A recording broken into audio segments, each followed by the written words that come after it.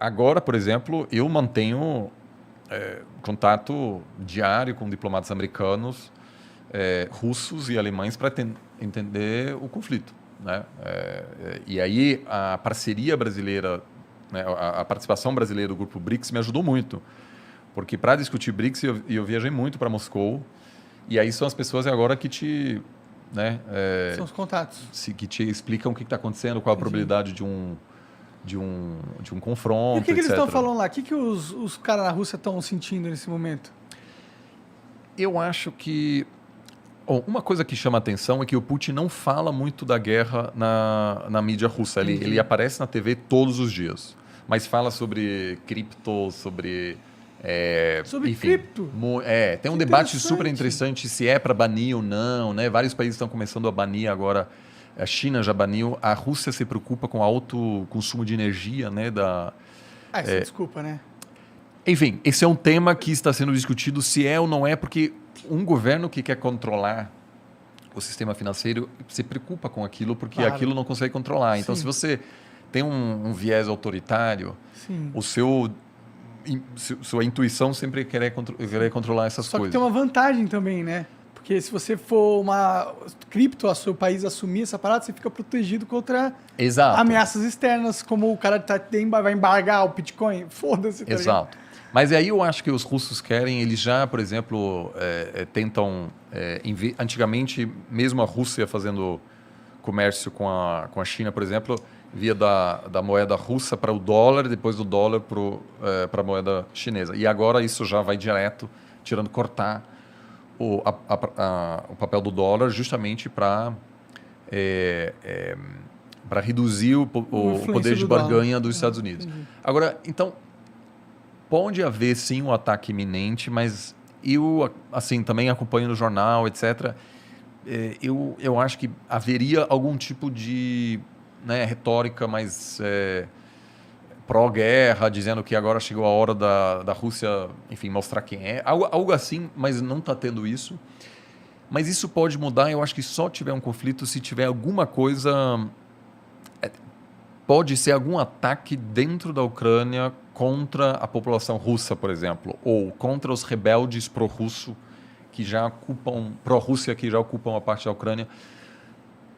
Eu ainda acho que o cenário mais provável é uma pequena invasão, que na verdade é uma violação da soberania, mas não uma ocupação inteira, porque daí você teria o mesmo problema que os Estados Unidos tinham no Afeganistão. Aham.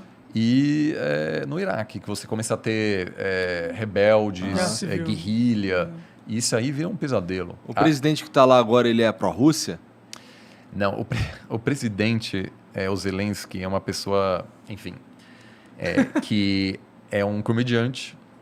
E o papel dele, que ele mais fez sucesso, foi de presidente da Ucrânia. Você tá de Peraí, ele é sacanagem. comediante? Ele era, essa é a profissão dele. Que pira, ele cara. tinha um Caralho, programa... É o Bolsonaro do... Não, então ele nos programas ele enfim, era o presidente, só que no programa dele. A eleição dele é um sinal de um cansaço terrível da população ucraniana com o sistema político, muita corrupção.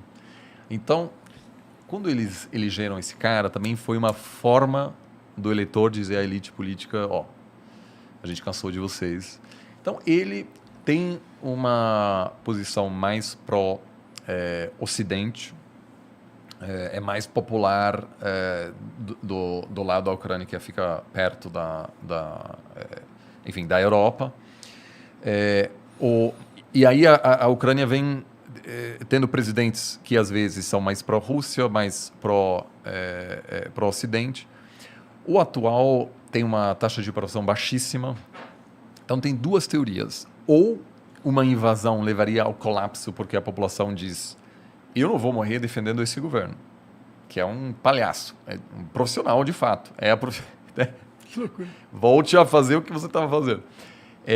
Uma pessoa que não sabe governar, etc. É muito raro você ter uma pessoa que vem totalmente de fora e faz um bom governo. Porque é muito difícil governar e o cara não tinha Ainda nenhuma mais se a sua experiência. experiência era atuar como presidente.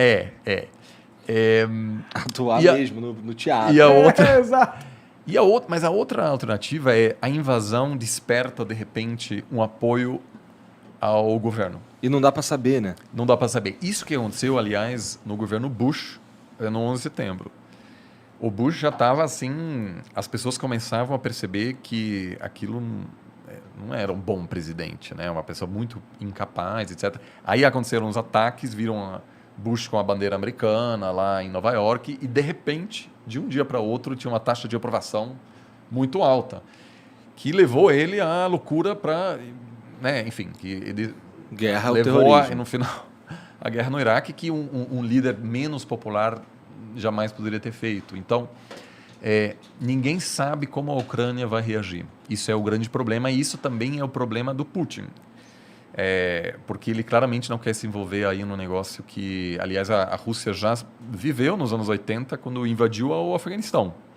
Ficou 10 anos lá e foi um terror. E o que aconteceu naquela época? Os americanos começaram a financiar os Mujahideen, que depois explicam a ascensão do Talibã.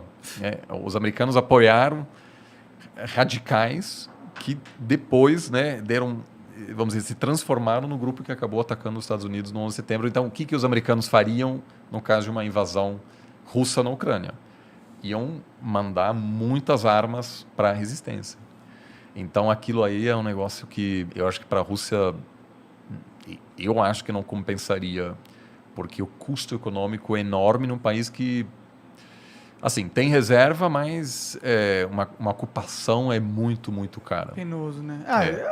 Eu acho que eles não vão querer, né? Porque se eles ocuparem a OTAN... Porque a OTAN não estava querendo colocar uns exércitos lá na fronteira? Não estava rolando uns negócios assim?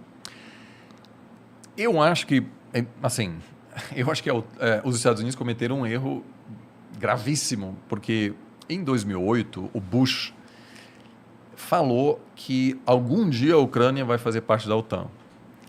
Que do ponto de vista americano é totalmente desnecessário. Para que agregar a Ucrânia à OTAN? A lógica da OTAN foi de se defender da Rússia, então um ataque aos alemães, etc. Então, basicamente, querendo impedir que a Rússia pudesse ocupar indústrias, por exemplo, na Alemanha, na França, né? Agora, o ganho estratégico dos Estados Unidos integrar a Ucrânia na OTAN é praticamente zero. É só encher o saco da Rússia. Pior, porque se a Ucrânia sofrer um ataque, os Estados Unidos é obrigado a entrar no conflito. E a população americana não quer isso. O Trump foi bastante honesto. Ele falou, olha, alguns países da OTAN, eu não sei se os Estados Unidos querem defender. Porque a OTAN surgiu numa lógica da Guerra Fria que hoje, a princípio, não existia mais. Então, foi uma grande provocação também, ao meu ver, uma cegueira, talvez, porque a Ucrânia até pode, vamos dizer, dá para defender a democracia na Ucrânia, etc. Agora, E os Estados Unidos, na verdade, não tinham um plano concreto, ele só falou. E aquilo gerou uma angústia muito grande na Rússia. Então, por isso eu acho que os Estados Unidos não está disposto a mandar tropas para os ucranianos. Não é um país tão relevante. Os russos encontram... Kiev vamos dizer, é o início da civilização russa, então para eles é muito mais Pode importante. crer. E outra, se tiver um soldado americano matando um soldado russo, por que as bombas atômicas não começam a voar, tá ligado? Tem uma série de acordos, linhas, né, de diálogo para justamente evitar que esse tipo de coisa pode rapidamente levar a um conflito. Entendi. Mas é sempre o pior dos cenários e meramente a chance de um confronto entre as duas grandes potências elevou o preço de petróleo. Uhum. Então o mercado está começando a ficar muito assustado. Entendi. Você já tem uma crise energética na Europa por uma série de fatores e o preço de gás está aumentando muito. Então um país, por exemplo, que vai sofrer muito é a Alemanha, que depende do gás russo. Entendi. Uma vez que você tem um conflito acontecendo, você ainda pode confiar que a Rússia vai te passar gás. É verdade. Apesar de você fazer parte de uma aliança militar que está em conflito com você. Verdade, né? Pode ser, mas pode ser que não. Pode cair uma bomba num gasoduto e aí... Já era. A Alemanha 40% do gás natural que a Alemanha importa vem da Rússia. Caralho. Por isso os alemães estão muito assustados e não querem uma escalação. Então, esse risco existe, é real. Tem muitas manobras acontecendo do exército americano perto do exército russo no Mar Negro. Isso é muito assustador, porque às vezes é um erro humano que pode levar a, enfim, um confronto que pode levar a um conflito. Foi assim que a Primeira Guerra Mundial começou. Foi uma guerra sem querer. Ninguém queria iniciar a Primeira Guerra Mundial. Então, nesse caso, portanto, os diplomatas se desempenham tanto agora em querer baixar as tensões, basicamente. Entendi. Eu acho que o mundo está tão conectado no comércio que eu também não acredito que os caras querem uma briga entre dois cachorros tão grandes, tá ligado? Então, esse é um dos grandes argumentos. Eu não estou te chamando de liberal, mas não, claro. O liberalismo, que não tem a ver com... É uma coisa diferente do pensamento liberal doméstico, mas a teoria liberal diz que quanto mais comércio existe entre nações, menor o risco entre eles, porque tem grupos de interesse em cada país que vão se empenhar para evitar um conflito. Sim, faz sentido, na minha opinião. Exato. Agora, os pensadores realistas dizem que aquilo acaba sendo secundário na hora do país pensar no seu interesse nacional, que é, como eu falei, né, proteção da fronteira, da integridade territorial, porque na Primeira Guerra Mundial, a Alemanha e a Inglaterra tinham laços comerciais muito fortes. Só que daí entrou o nacionalismo e, apesar de grandes perdas, as elites da Alemanha, que sabiam que iam ter que abrir mão do acesso ao mercado britânico e dos produtos ingleses, que eram importantes para a economia alemã, toparam, apoiaram o confronto, a guerra. Então, você tem vários... Isso é um grande exemplo de que o comércio não é uma garantia. Sim, com certeza. Eu acho que ajuda, mas não é uma garantia. Né? Porque um dia me parece bastante provável que vai haver algum tipo de conflito entre os Estados Unidos e a China, apesar de ser a relação comercial mais importante que temos hoje. Pode crer, né? Tá aí, talvez a bomba atômica segure. Corretíssimo. A presença das armas nucleares é uma espécie de... É um incentivo para evitar um confronto. Porque... Se o confronto existir, é fim de jogo para todo mundo, né? Exato. Então, hoje eu acho que a chance de um confronto envolvendo soldados americanos e russos é pequeno. O grande drama dos Estados Unidos é que os Estados Unidos não quer fazer de tudo para defender a Ucrânia. E a Rússia sabe disso. Então, a Rússia, no fundo, sabe que pode ocupar a Ucrânia e que vai ver... eles vão mandar tropas, etc. Eles vão mandar equipamentos militares, mas isso não vai ser suficiente. Você, de fato, para defender, você precisa de tropas defendendo o país. Segurando os equipamentos. Não vai haver... não tem apoio americano na população para defender um país que a maioria nem sequer sabe onde fica. E que tem um valor estratégico pequeno. Talvez 15 anos atrás, 20 anos atrás, até daria. Por isso que os americanos toparam invadir. A população era a favor da invasão ao Iraque e do Afeganistão, porque havia uma sensação de que... Somos a polícia do mundo.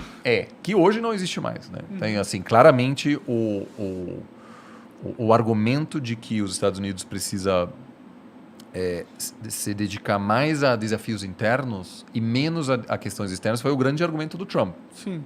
E o Trump, sem a pandemia, tivesse sido reeleito super tranquilamente. É mesmo? Sim. Olha lá, que interessante. Ele não soube gerenciar. Entendi. Então, esse desejo de marcar presença, etc., hoje não existe mais.